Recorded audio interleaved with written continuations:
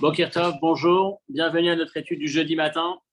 Cette semaine, Parashat Vayera, on va essayer de s'arrêter sur une histoire de la Parashat. Vous avez des copies ici, messieurs, n'hésitez pas à vous servir. Une histoire de la Parashat, un de ces épisodes de Bereshit les plus sympathiques, alors sympathique encore une fois dans le sens de l'histoire, mais avec toujours autant de difficultés à les comprendre au niveau du sens simple, et on va essayer de s'interroger comme on l'a fait les semaines précédentes, comme on fait régulièrement, s'interroger, essayer de comprendre l'histoire derrière l'histoire et de quelle manière est-ce qu'elle peut constituer un enseignement, une marche à suivre, un plan ou un renfort, si on peut dire, au quotidien dans nos vies à nous. Donc on a dans la paracha de la semaine, on a eu l'Ech Lecha, Abraham qui a quitté sa terre avec les épreuves qu'il a vécues la semaine dernière, et cette semaine, il s'apprête, Akadosh Baruch Hu s'apprête à détruire la ville de Sodome. Donc, Sodome a eu un comportement, les individus vivants à Sodome et Gomorrhe, les 5 villages qui étaient là-bas, Sodome, Amora, Adma, Tsoïm, 4 ou 5, il doit y en avoir un 5e, je crois, je ne me souviens plus.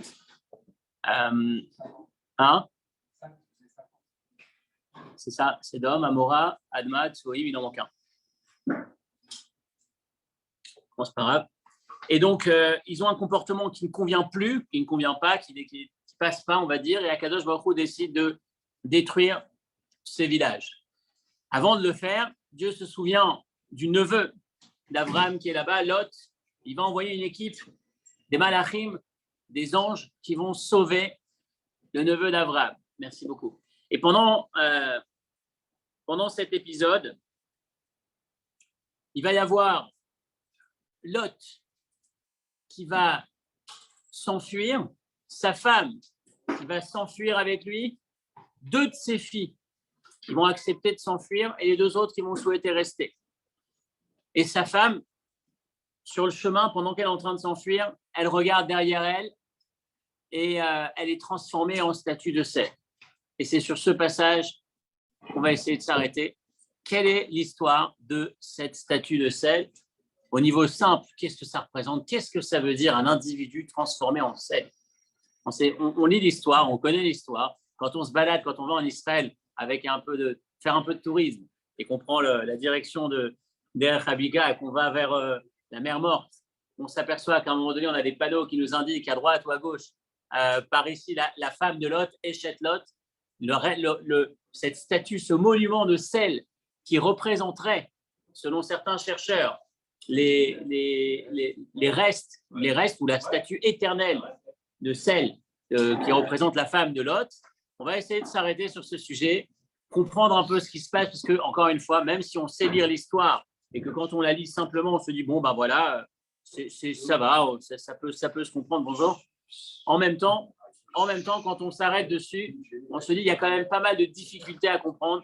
Qu'est-ce que ça veut dire, cette transformation d'un être humain, d'un être vivant, en minéral, en sel, en bloc de sel éternel ? Qu'est-ce qui se cache derrière ? Et surtout, qu'est-ce que cela va dégager comme enseignement ? Comment est-ce qu'on va pouvoir, à notre niveau, lire cette histoire et espérer s'inspirer de cette histoire ? Donc, l'histoire de Sodome et Gomorrhe. Déjà, pour commencer, on s'est arrêté dessus l'année dernière, on s'est arrêté sur l'histoire de l'attitude, du comportement de Sodome. On va aujourd'hui donc s'arrêter plus sur l'issue de cette affaire avec la femme de Lot. Mais reprenons un petit peu l'histoire parce que cette histoire va dégager déjà beaucoup d'enseignements simplement à sa lecture. Vous avez quelques copies qui traînent sur les tables.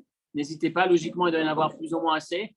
Il y en a peut-être plusieurs à un moment donné, regardez. Ou sinon, suivez à 2 sur 1 si d'autres souhaitent avoir le texte.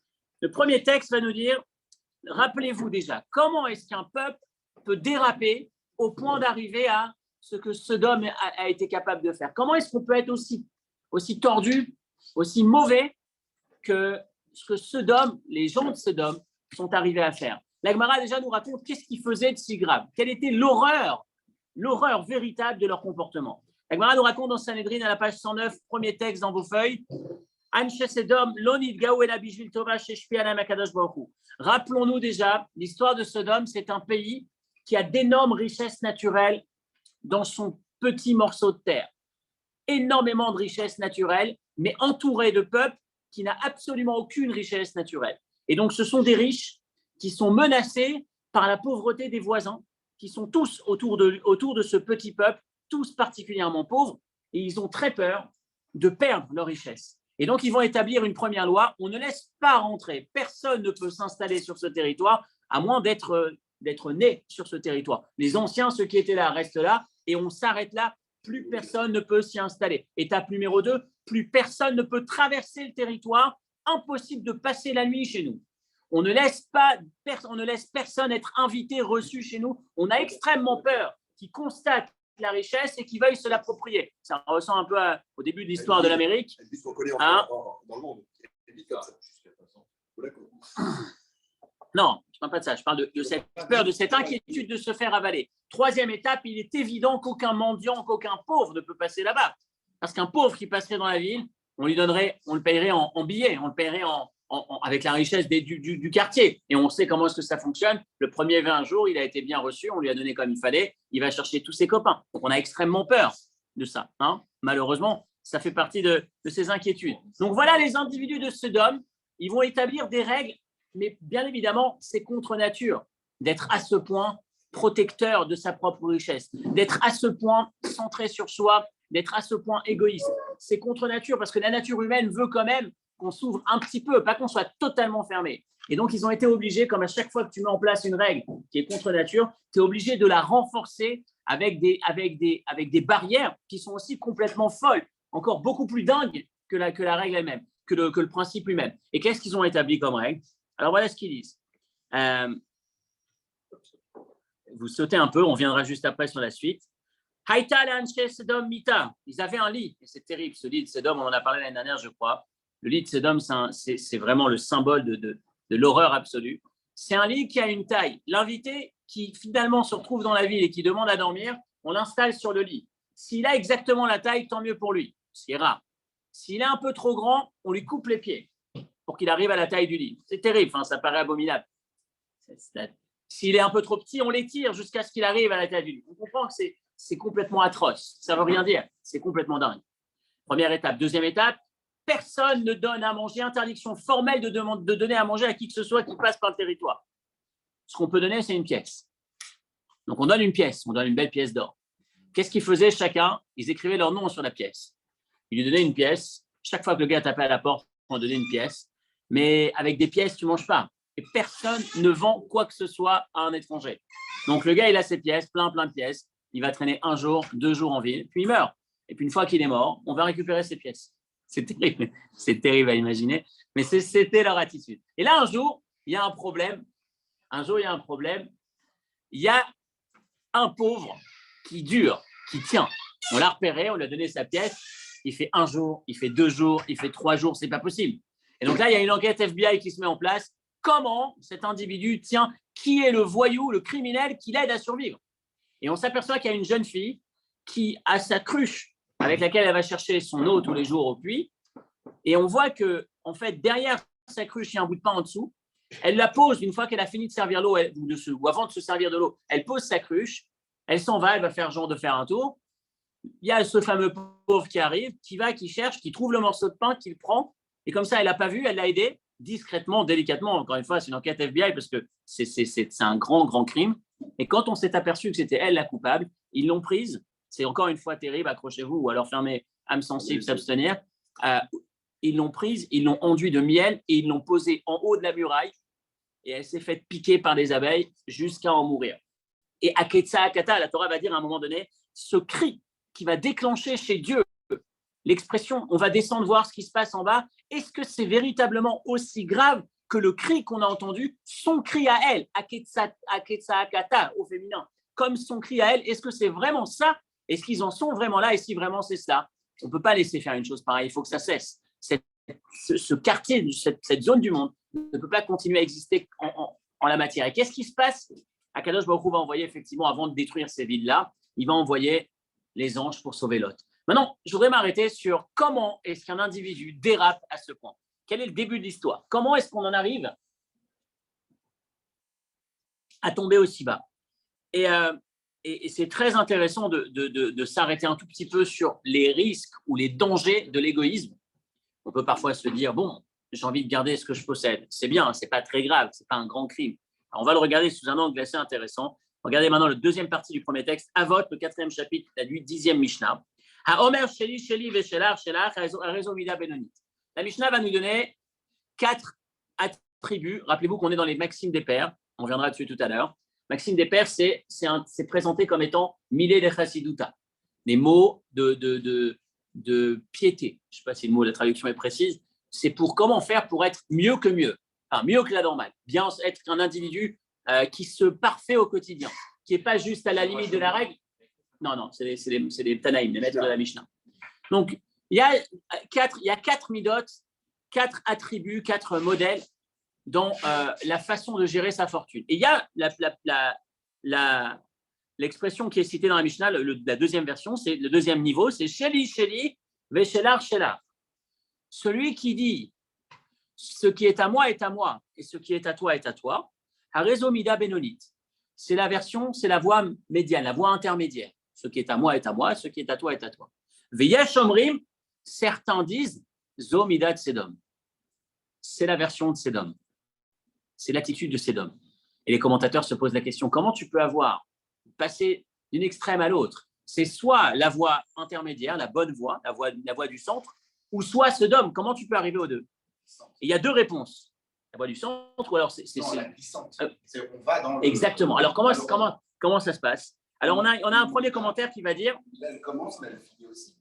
Sur la même mida, elle peut être d'une petite intensité, d'une très grande intensité. Non, mais quand je dis Sheli, Sheli, Shelar, Shelar, de dire ce qui est à moi, ce qui est à toi, on a l'impression qu'on est dans un modèle capitaliste raisonnable, médian, la voie médiane, comme il dit. On a l'impression qu'on est un peu au centre. Et il va répondre 2 réponses. La première réponse, c'est attention. En vérité, c'est Mida Benonit. C'est effectivement capitaliste, c'est raisonnable, c'est intermédiaire. Mais attention, c'est extrêmement glissant, extrêmement dangereux. C'est cette voie qui peut t'emmener aux dérapages les plus grands, auxquels on a assisté à Sodome.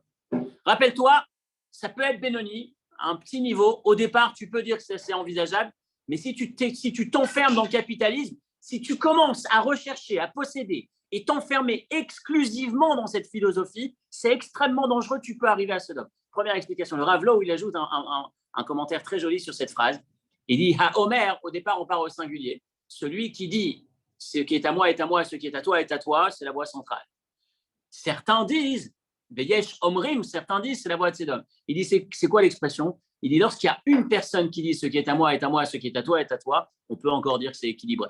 Mais si c'est tout le monde qui dit Yesh Omrim, si tu es dans un quartier où tout le monde évolue avec cette philosophie, en l'occurrence Sodome, effectivement, là, ça commence à être problématique. Mais en tout cas, on nous ouvre les yeux. Rappelle-toi qu'à partir du moment où tu commences à considérer que le seul objectif à atteindre, c'est de posséder et de te concentrer sur toi, sur tes besoins, sur tes envies, sur tes pulsions à assouvir, et financièrement ne raisonner que dans cette bulle, le risque, on l'a vu dans l'histoire, c'est de déraper. Pourtant, au départ, tu dis c'est raisonnable, c'est cohérent, c'est capital, le capitalisme n'est pas mauvais. Non, c'est le capitalisme extrémiste qu'on appelle…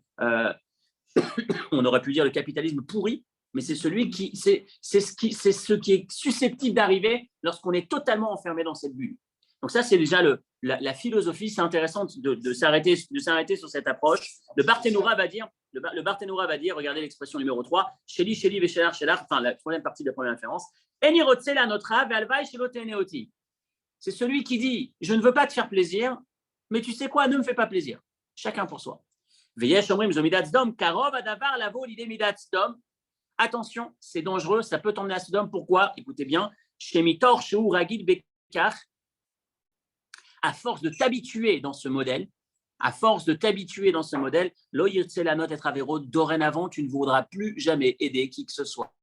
Fais attention au risque. De le faire un peu, c'est raisonnable, dans le sens où c'est au sens de dire, bon, bah écoute, j'ai cette approche à court terme, enfin par petite dose, pourquoi pas, mais attention, ça devient un modèle, c'est dangereux, tu t'enfermes là-dedans, tu peux arriver à déraper à Sodome, et on a fini avec l'explication du Rav Low. Donc ça, c'était le mécanisme qu'il nous faut retenir. Le point de départ de l'horreur, ce n'est pas l'horreur. Le point de départ, c'était un chemin qui avait l'air raisonnable, mais qui est extrêmement dangereux, c'est de raisonner exclusivement autour de soi. Maintenant, on va aller un peu plus loin, on arrive donc maintenant à… vous avez dans le texte l'histoire de la jeune fille que je vous ai racontée tout à l'heure. Dieu veut sauver maintenant Lot. Lot, c'est un personnage un peu ambivalent, rappelez-vous. Lot, c'est celui qui a grandi chez Abraham, donc il a reçu l'éducation d'Abraham, il veut recevoir les gens. Mais Lot, il est aujourd'hui le juge, il est le patron, comment on appelle ça, le médiateur de la mafia. Il est arrivé dans Sodome et on l'a nommé juge à Sodome. C'est devenu maintenant celui qui gère les affaires. Vous imaginez la logique capitaliste extrémiste pourrie dans laquelle on était, mais celui qui gère les affaires.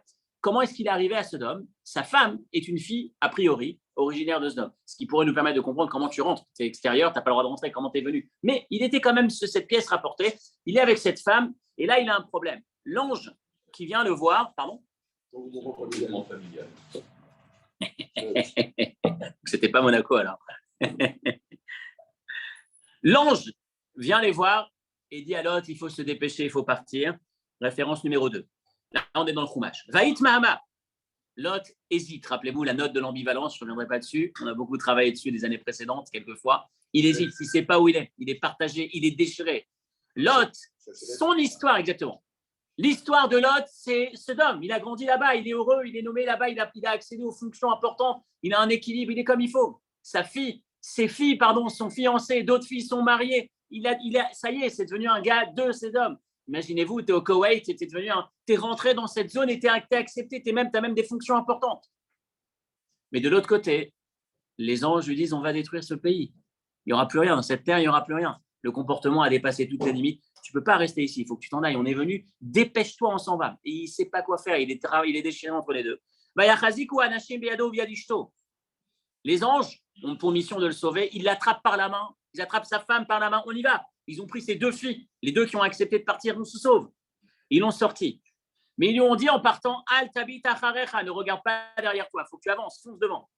Et effectivement, Dieu envoie du feu du ciel et cette terre a été détruite. Vatabet ishto me'acharav, et la femme de Lot regarde derrière elle, Vatehi netziv melach, elle devient une statue en bloc de sel. Et sur ce texte, la Gemara va nous dire, regardez la référence Berachot 54, que un des rares vestiges de l'histoire de l'humanité, de l'histoire juive qu'on a dans la Torah, restant encore à nos jours, la Gemara va nous dire plusieurs choses. Celui qui passe et qui voit l'endroit où la mer s'est ouverte, la mer Rouge, ou celui qui voit l'endroit où le Jourdain s'est ouvert pour laisser le peuple juif entrer en Israël, ou celui qui voit ces pierres qui sont à Morad Beth-Horon, que Dieu a envoyé sur les Émoriens lorsqu'il faisait la guerre contre Josué, ou celui qui voit la pierre que Og, le géant, a voulu jeter sur le peuple juif, ou celui qui voit la pierre sur laquelle Moshe s'est assis. Rappelez-vous, quand il y a eu la guerre contre Amalek, il s'est assis sur une pierre parce qu'il était fatigué et on lui levait ses bras. Quand les bras étaient levés vers le ciel, il gagnait la guerre, etc. etc. Et celui qui voit Ishto Shel Lot, celui qui voit aujourd'hui la femme de Lot, celui qui voit, il doit réciter une bénédiction. Même 2 bénédictions pour la femme de Lot. Une, Dayan Emet, elle est morte. Dieu est un Dieu de justice. Et en même temps, la deuxième bracha, c'est une bénédiction sur Lot, de Dieu qui se souvient des justes. Parce que Lot, finalement, lui, il a suivi le bon chemin, finalement. Et là, ça veut dire que tous ces éléments, plus personne ne les a jamais vus. La statue de Lot, je ne dis pas que c'est vrai, encore une fois. Je ne dis pas que les recherches archéologiques qui ont été faites et ceux qui disent que c'est cet élément, je ne valide pas. Mais ceci dit, si aujourd'hui, on nous parle qu'elle est encore présente, ça nous fait penser à ça. Ça veut dire que quelque part, on est en train de nous dire, sur la route de la mer Morte. La mer Morte, c'est cet endroit où il y a beaucoup de sel. D'accord. À un moment donné, il y a ça. Si on nous dit qu'elle est encore présente, si on veut nous dire qu'elle existe encore, c'est que cette histoire veut nous enseigner quelque chose. C'est qu'on a quelque chose à ressortir, à s'inspirer de cette histoire. Et là, on va se poser 3 questions. La première question, qu'est-ce qu'elle a fait de grave de se retourner? En quoi se retourner? C'est tellement grave pour être puni de la sorte. Qu'est-ce qu'il y a de grave? On a toujours ces questions. Quand on lit le texte, on se dit, attends, la semaine dernière, on s'est posé les mêmes questions. Enfin, il y a 2 semaines à Tour de Babel. Qu'est-ce qu'il y a de grave lorsqu'on se retourne pour mériter de perdre sa dimension humaine, de perdre la vie et d'être transformé éternellement en minéral, en bloc de sel? Qu'est-ce qui se passe? Pourquoi? Deuxième question, si tu veux la transformer en quelque chose, pourquoi en sel? Quel rapport avec le sel? Et troisième question, quel est le sens de cette phrase? Vatabet ishto me'acharav. Elle a regardé sa femme derrière lui, derrière elle. Mais Achorea, pourquoi derrière lui? Pourquoi tu parles de lui? Alors Rachid, pourquoi tu dis que sa femme a regardé derrière lui? C'est derrière elle. Mais Acharav, c'est du masculin, mais Achorea, c'était au féminin. Ça veut dire l'autre. Rachid va dire l'autre. Rachid va répondre l'autre. Mais pourquoi tu dirais pas simplement, elle a regardé derrière elle? Elle marchait, elle s'est retournée, elle a regardé derrière elle. Parce qu'elle était Parce que il était derrière elle. mais le péché, l'erreur, c'était de regarder derrière elle, c'est pas de regarder derrière l'autre. Parce que si elle avait regardé derrière elle, ça aurait pu être par accident. Le fait qu'elle regarde derrière l'autre, ça veut dire qu'elle a eu. Effectivement, tu peux dire ça. Tu peux dire ça. Quand tu dis ce que Rachid va dire, c'est pas loin de ça. Oui, Rachid va dire ça. Oui, attends, il est en train de répondre. Il est en train d'essayer de répondre à la question. Bonne réponse.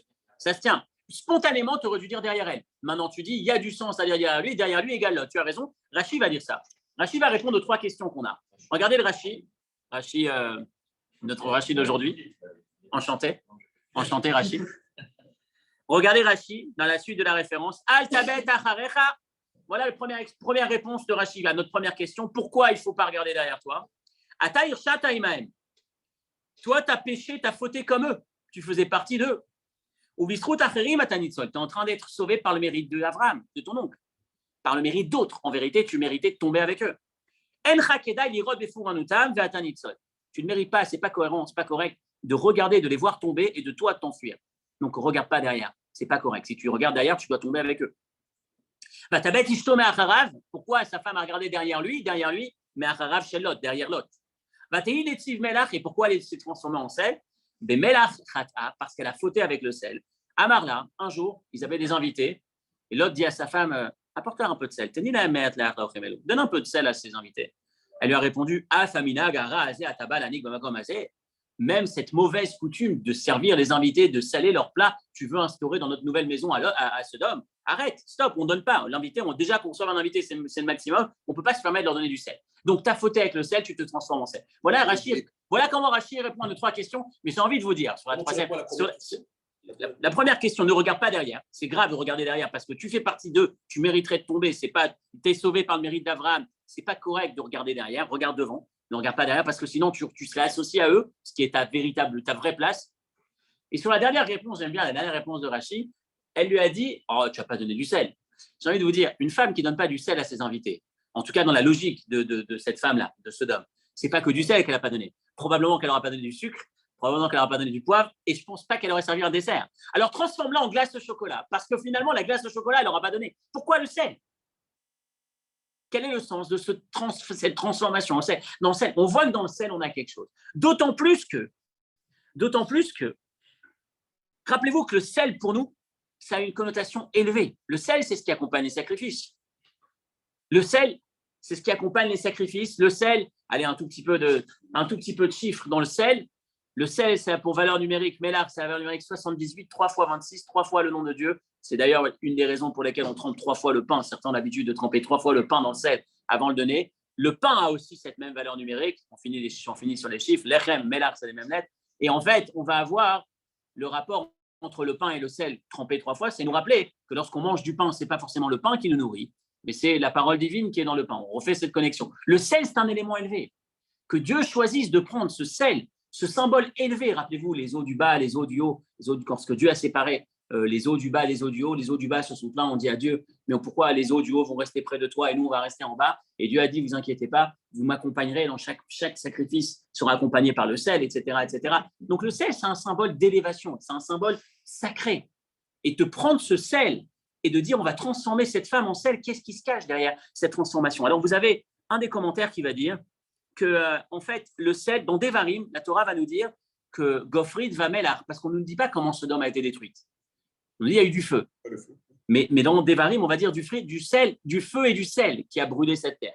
L'expression, ça aurait pu être que le feu a asséché toute l'eau. Quand tu assèches l'eau, tu enlèves l'eau part en vapeur, puisqu'elle a chauffé, il reste que le sel qui reste. Ce sel va détruire la terre, va l'empêcher d'être fertile, ce qui peut effectivement, ce qui nous permet de comprendre qu'il y a un rapport entre le sel et la punition de ces gens. Et donc, ce serait Lot, la femme de Lot, qui est associée au sort des Sodomites en devenant elles-mêmes, comme eux, atteints par le sel. Ceci dit, c'est une explication qui est difficile parce que c'est dans Devarim que Dieu va nous parler du sel. Donc, ici, il nous dit clairement qu'elle est transformée en sel. Mais que cette ville ait été frappée par le sel, c'est que plus tard. Qu'est-ce qui se cache derrière cette punition, cette sanction bizarre du sel? Qu'est-ce que la Torah cherche à nous enseigner? Alors, excusez-moi, je n'ai pas de montre aujourd'hui. Si je peux te prendre ton téléphone, juste le poser à côté pour que je puisse avoir la montre. Et 43, super. Comment? Non, non, ça n'a rien de grave, bien évidemment. C'est juste que si c'est tellement important, si c'est tellement automatique, si on peut dire, que de nous dire, enfin, si comprendre la sanction qu'a eu la femme de Lot en étant transformée en sel, ça doit être aussi évident que c'est simplement avoir subi la même punition, le même sort que les gens de Sodome. On aurait, enfin, dans notre lecture dans Béréchit, on n'a pas les éléments. C'est vrai qu'on pourrait se servir effectivement de Devarim, mais ça manque quelque chose. On veut aller un peu plus loin, on veut essayer de comprendre qu'est-ce qui se cache derrière. Et donc, on va poursuivre dans le chemin qui nous emmène vers l'enseignement, ce avec quoi on veut sortir d'ici. Alors, comme chaque semaine, je vous fais la confidence à ce moment-là, c'est toujours 15-20 minutes avant la fin. On arrive au clou du cours. Chaque semaine, je m'interroge sur le sujet. Cette semaine, j'étais vraiment sur 2 sujets. J'en parlais justement, j'hésitais entre deux beaux sujets. Et puis, la providence a fait que mon instinct, mon inspiration a voulu que je parte sur ce sujet ce matin. Je ne sais pas pourquoi, mais en tout cas, il y a un intérêt dans cette réflexion. Effectivement, c'est se retrouver avec une action qu'on fait régulièrement, une mitzvah qui occupe 100% de notre temps, pas 100%, mais la majeure partie. J'ai dit 100% parce qu'en vérité, c'est la mitzvah de la tzedaka de laquelle je veux parler. C'est une mitzvah qui finalement touche 100% de notre temps parce qu'on est 100% en train de chercher à produire. 100% du temps, pas 100%, mais 100% de notre temps professionnel. On cherche à produire, à s'enrichir. Et quand on donne quelque chose, peu importe ce qu'on donne, c'est le fruit de cette sueur permanente, dans un sens. Donc, c'est une mitzvah qui touche à beaucoup de nous, de ce que l'on est, de notre investissement. Et de temps en temps, c'est bien de se repencher un peu sur la grandeur ou le sens de cette mitzvah. Et c'est vrai que faire le parallèle avec cette histoire de Sodome et de la femme de Lot, c'est assez étonnant. C'est une approche assez intéressante, originale. C'est le Kli Yakar qui en parle. Le Kli Yakar, le commentaire sur la Torah, vous avez en bas en petit dans le micro de Gedolot. C'est lui qui donne cette approche. Et j'ai trouvé cette approche très enrichissante sur 2 points, 2 niveaux. Le premier sur la Tzedaka, le deuxième sur le mécanisme de la Teshuvah. Les deux vont j'espère, se suivre comme il faut. On va partir avec une idée claire. Et donc, on va essayer de positionner le débat entre Lot et sa femme autour du sel, puisque finalement, elle devient sel. On va expliquer, on va se dire qu'il y avait un débat profond et Dieu a voulu entériner une des 2 versions. Il y avait la version Lot et il y avait la version femme de Lot. Et quand Dieu transforme la femme de Lot en statue de sel et qu'il nous demande de la voir, ou en tout cas de se souvenir de ce message, de ce symbole, de cette statue de sel, c'est pour nous dire, finalement, j'ai tranché, c'est ça la bonne voie, c'est ça le bon regard, et c'est Lot qui a gagné. Et on va le voir chaque fois qu'on part, chaque fois qu'on passe par là, chaque fois qu'on nous rappelle que la statue de sel est là-bas. C'est comme ce message éternel. Rappelez-vous, de quoi est-ce qu'il s'agit quand on parle de tzedaka? Il y a 2 manières de voir la tzedaka. Est-ce que la tzedaka, c'est une dépense ou est-ce que la tzedaka, c'est un investissement? À chaque fois qu'on se sépare de notre argent, prends un exemple. Je prends mon argent personnel et j'investis ou je paye un fonds de pension qui va me permettre ensuite, j'investis sur ma pension, ma retraite, qui va me permettre ensuite un plan d'épargne qui va me permettre à la retraite de pouvoir toucher le capital plus les intérêts. Maintenant, depuis que j'ai 20 ans, je fais ça. Ceux qui ont 20 ans, généralement, ils ont du mal à raisonner comme ça et ils préfèrent éviter cette taxe, ils préfèrent éviter cette case. Ils préfèrent profiter de ce qu'ils gagnent à l'instant T. Mais il y a ceux qui ont un autre regard, une autre analyse et qui se disent, c'est vrai qu'aujourd'hui, je me sépare, mais ce n'est pas une dépense, c'est un investissement. C'est ce qui va me permettre ensuite de le retrouver plus longtemps et plus grand, plus longtemps et plus grand. Le symbole de ce sel, c'est exactement ça qu'on retrouve dans le sel. Le sel, vous le mettez sur votre langue, c'est pas bon, c'est amer, c'est dégoûtant, on va le mettre de côté. Mais en même temps, quand vous prenez ce sel et vous le mettez dans un plat, vous obtenez 2 choses. Premièrement, il préserve le plat, il lui permet de se conserver davantage. Et deuxièmement, il exauce, il relève le goût, il améliore le goût. C'est exactement ces deux composantes que Lot va défendre, si on peut dire, devant sa femme. Sa femme va dire, moi, je regarde à court terme.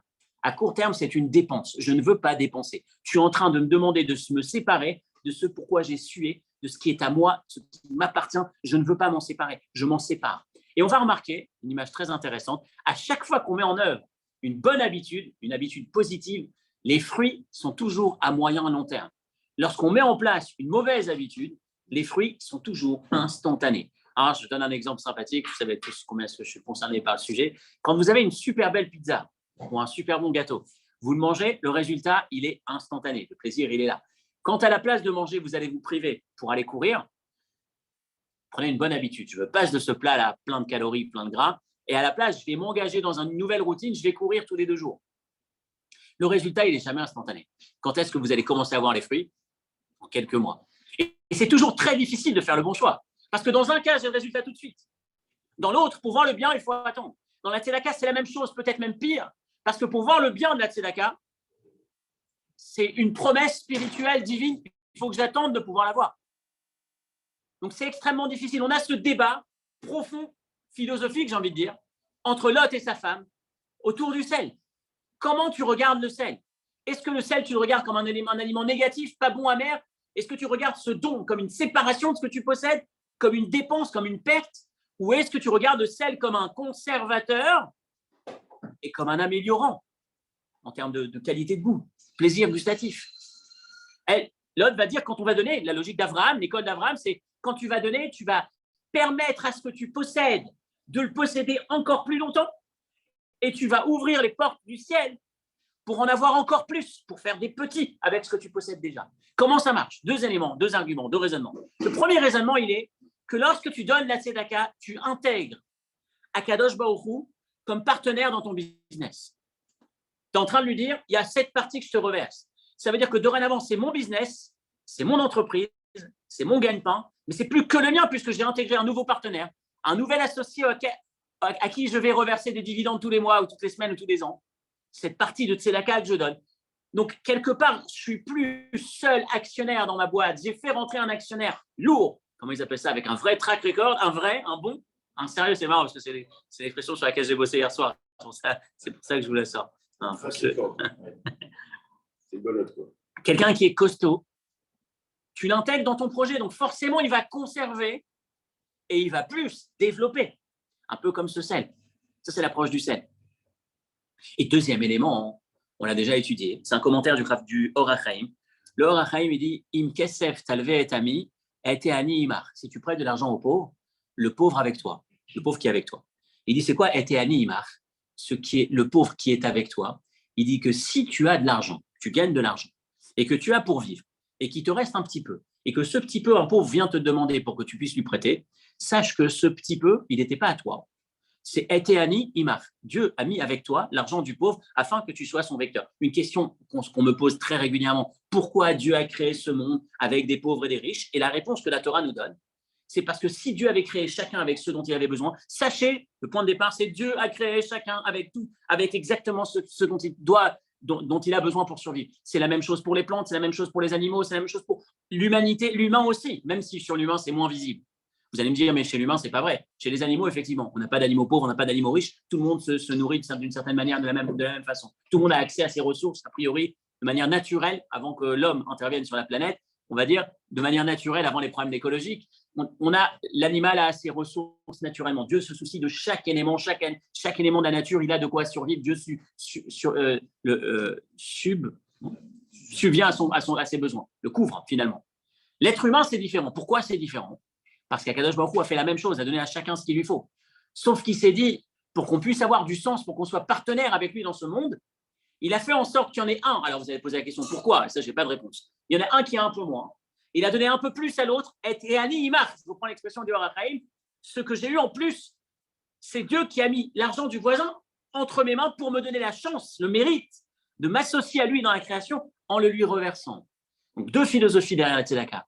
Premièrement, j'intègre Akadosh Baruch Hu, un partenaire costaud dans mon business. Deuxièmement, il y a aussi cette partie où dans chaque élément que je gagne, Akadosh Baruch Hu est à la recherche. Rappelez-vous de cette histoire qu'on avait racontée il y a quelques années de ce jeune homme qui ouvre sa première boutique chez Tel Aviv, première boutique qui fonctionne, et il est très, très réglo, très carré sur son maaser.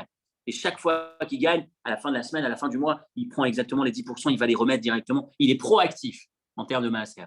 Et puis, grâce à Dieu, la bracha, il achète la deuxième boutique, la troisième boutique, et puis ensuite, il commence à se lancer dans la fabrication, puis ensuite dans le transport, puis ensuite, il rachète un organisme de finance. Il grossit, il est énorme aujourd'hui. Et son maaser, qui avait un petit zéro au départ, maintenant, il a 2, 3, 4 zéros, ça commence à grossir, puisqu'il gagne de plus en plus. Et puis, finalement, il se trouve un système, un peu comme on a des conseillers financiers qui sont là des conseillers fiscaux qui sont là pour t'expliquer comment diminuer un peu le fisc, les impôts. Il a trouvé un système pareil pour comment organiser son maaser, réinvestir, mettre de côté dans des niches qui te permettent d'éviter d'avoir à donner trop de maaser parce que c'est quand même difficile. Et petit à petit, il voit que ça marche un petit peu moins. Et un jour, il va voir son maître et il dit, écoute, j'ai compris qu'il y a un truc, qu'est-ce qui se passe? Je ne comprends pas. Tout ce que je touchais, c'était de l'or. Et puis là, depuis quelques temps, c'est plus ça. Il lui pose la question, comment tu gères ton maaser? Et il dit, voilà, au départ, il lui fait un peu le retour en arrière. Il dit, regarde comment tu faisais au début. regarde comment tu fais maintenant. Tu sais ce qui s'est passé. Dieu, il cherche des bons banquiers, gestionnaires de fonds pour le compte de ceux qui en ont besoin sur Terre. Il a vu qu'avec toi, c'était parfait au départ. Il te donnait, tu étais proactif dans le domaine.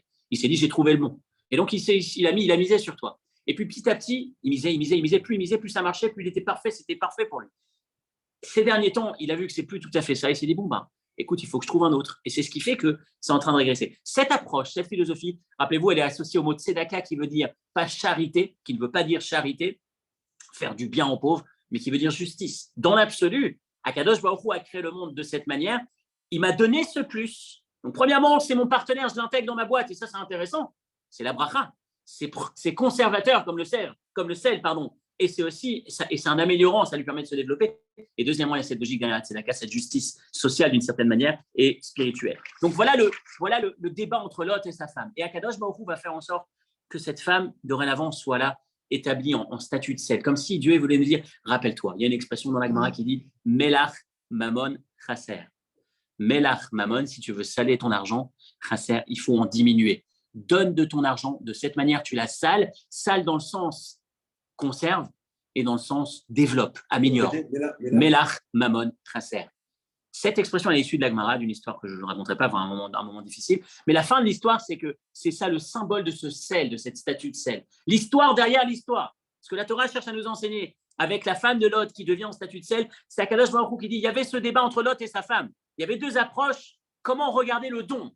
Est-ce que c'est une perte ou est-ce que c'est un investissement ? Je veux que vous vous rappelez éternellement qu'à chaque fois que tu donnes, tu t'enrichis. Qu'à chaque fois que tu te sépares, c'est comme le sel, cette statue de sel, tu la vois sur la route, rappelle-toi. La finalité du don, oui, tu perds, mais tu gagnes. Oui, tu te sépares, mais c'est un investissement. Comme le sel, tu te sépares, c'est amer, mais ça te donne beaucoup plus, ça conserve et ça développe. Conserve et développe, c'est les deux mots. Et là, on va comprendre le sens de la Mishnah qui continue.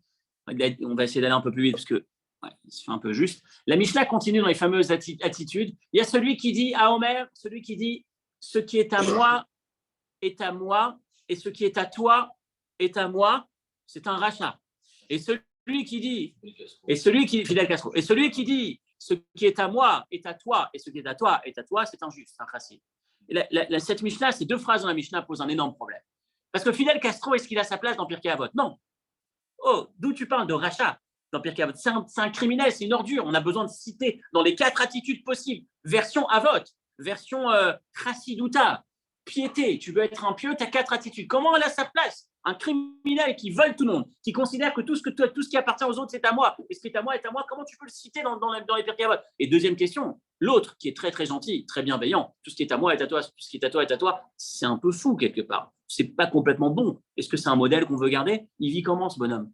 Donc dans les deux cas, les deux extrêmes, je ne les comprends pas. En quoi est-ce qu'ils ont leur place dans la Mishnah ? Et le Rabbi donne ce commentaire. Il dit si tu lis bien, on est dans Pirkei Avot, donc on parle toujours de quelqu'un qui fait ce qu'il faut. Là, l'expression c'est Ha-Omer, celui qui dit. On parle dans les deux cas de quelqu'un qui donne. Écoutez bien. Dans les deux cas, on parle de quelqu'un qui donne. On ne parle pas de Fidel Castro. On parle de celui qui donne. Mais au moment où il donne, il se dit je suis en train de te donner ce qui en vrai est à moi. Je suis capitaliste dans mon esprit. Je fais, dans les faits, je suis bon. Mais au niveau de Chassidouta, au niveau de Pirkei Avot, tu n'es pas dans le bon chemin. Ce n'est pas ça la bonne voie. Si tu te sépares de l'argent, de ton argent, en considérant que tu perds de ton argent, à Omer, ce n'est pas la bonne voie. Il faut évoluer. Parce que tu vas donner avec un cœur aigri. Tu vas donner avec un visage qui n'est pas le bon. Tu vas voir un pauvre qui va recevoir de l'argent, mais qui ne va pas recevoir le respect, la valeur qu'il aurait dû recevoir. Le deuxième, ce n'est pas celui qui donne tout ce qu'il a, c'est celui qui donne ce qu'il peut donner. Il garde un minimum pour vivre. Mais il donne la conscience, il donne l'impression à la personne qui est en face de lui, j'aurais voulu tout te donner. Tout ce que j'ai, c'est pour moi. C'est pour toi. Tout ce que je possède, c'est pour toi. Mais je me limite à ça, mais je te donne cet honneur. Je te donne ce respect. Je te montre ma motivation, ma considération de ton besoin. Même si je ne peux pas faire plus. On n'est que dans le Ha-Omer. On n'est que dans la manière de voir la chose personnellement. Qu'est-ce que je me raconte ? Je donne dans les deux cas. Je donne ce qu'il faut dans les deux cas. Mais dans le premier cas, je considère que ce que je suis en train de te donner, c'était à moi et je m'en sépare. Alors que la réalité de cette histoire, c'est que ce que je suis en train de te donner, c'était au banquier qui me l'a mis entre les mains. C'était à mon partenaire, c'était ces dividendes qui te reviennent. Et je suis tellement content d'avoir été celui qui a la possibilité de te le remettre. Et dans le deuxième cas, c'est celui qui ne peut pas donner plus, qui donne ce qu'il peut donner, qui ne comble pas, mais qui envoie ce sourire qui dit J'aurais voulu te donner tout ce que j'ai, mais je me limite à effectivement ce que je peux te donner, mais je veux que tu saches que ton besoin compte pour moi et je veux réfléchir à ce que je peux faire. Je donne de la considération, voilà le mot. Le premier donne de l'argent, moins de considération. Le deuxième donne de la considération, moins d'argent. Et la Torah va nous dire en version avot, en version piété, en version top, fais attention, essaie de travailler sur la considération et la philosophie qui va derrière. Et enfin, qu'est-ce que c'est que cette histoire de regarder derrière lui? Quel est le problème de regarder derrière lui? Et ça, c'est aussi le Kliyakar qui l'ajoute, on terminera là-dessus. Cette femme-là, elle est en train de se sauver de Sodome. Elle est en train de se sauver de Sodome. Les anges ont dit, il faut partir, on va partir, c'est l'heure de partir, il faut s'enfuir. Mais pendant qu'elle part, elle est en train de se dire, qu'est-ce qui se passera quand Lot partira? Après la mort de Lot, comment je vais pouvoir m'en sortir? Elle reste connectée au passé. Elle reste connectée à son passé. Et c'est cette idée qui est très importante de se souvenir. Elle reste connectée à son passé, c'est-à-dire, elle s'enfuit, elle quitte Sodome, elle quitte cette ville. Mais en vérité, ça ne sert à rien de… Non, plus que ça.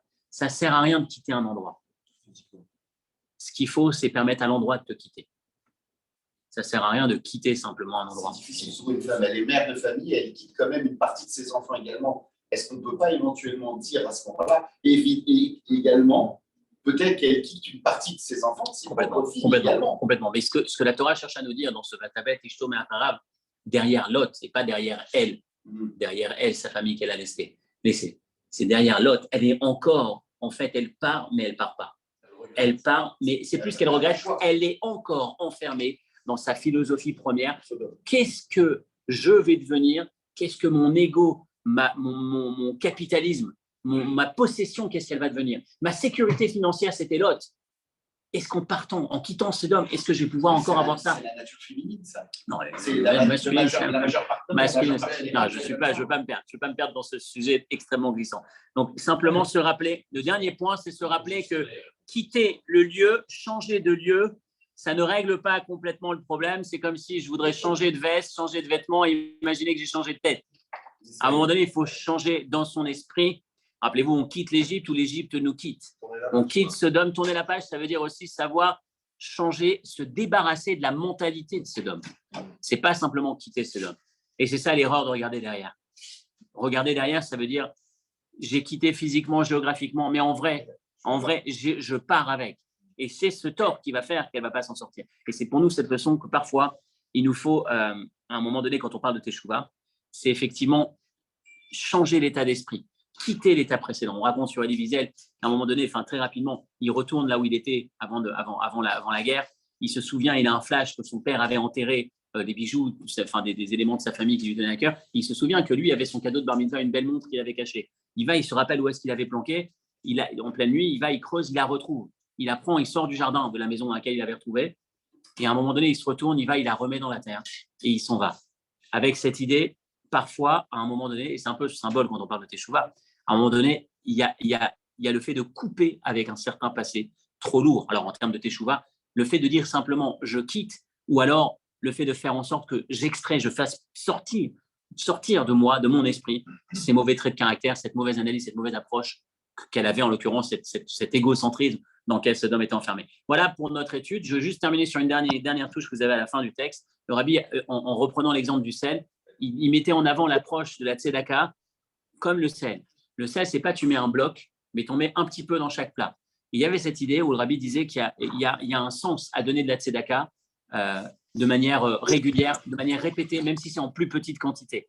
Donc, diviser, il y a l'impact effectivement de l'investissement de tzedaka important, mais il y a aussi l'impact de la tzedaka répétée. Le Rabbi, quand il donnait des dollars, quand il donnait des pièces à la tzedaka, quand il passait devant chaque boîte, quand il incitait chacun à donner, il y avait cette notion un peu à l'image du sel. Le sel, c'est en met un petit peu partout. Il y a aussi cette dimension dans la tzedaka, indépendamment du soutien temporaire à une action spécifique qui, effectivement, on peut se dire, là, je vais le faire de manière importante. Il y a aussi cette notion de se dire, je vais essayer de diviser, de faire en sorte que régulièrement, je sois dans cette logique de tzedaka. Voilà pour notre étude, un gros programme. J'espère qu'il nous donne un peu de force et surtout qu'il nous permet d'avoir un regard différent sur la différence entre l'investissement ou la perte ou la dépense sèche. Shabbat Shalom. Et Bezrat Hashem, je suis en train de me dire que non, ce n'est pas la semaine prochaine, puisqu'exceptionnellement, la semaine prochaine, il n'y a pas cours, parce que je serai chez le Rabbi, comme chaque année, depuis la fin du Covid, c'est-à-dire cette année, puisqu'on reprend cette année, le Kinous HaShurim, le moment où on se retrouve tous chez le Rabbi. Donc, a priori, la semaine prochaine, avec l'aide de Dieu, exceptionnellement, on sera en pause. Shabbat Shalom. vache.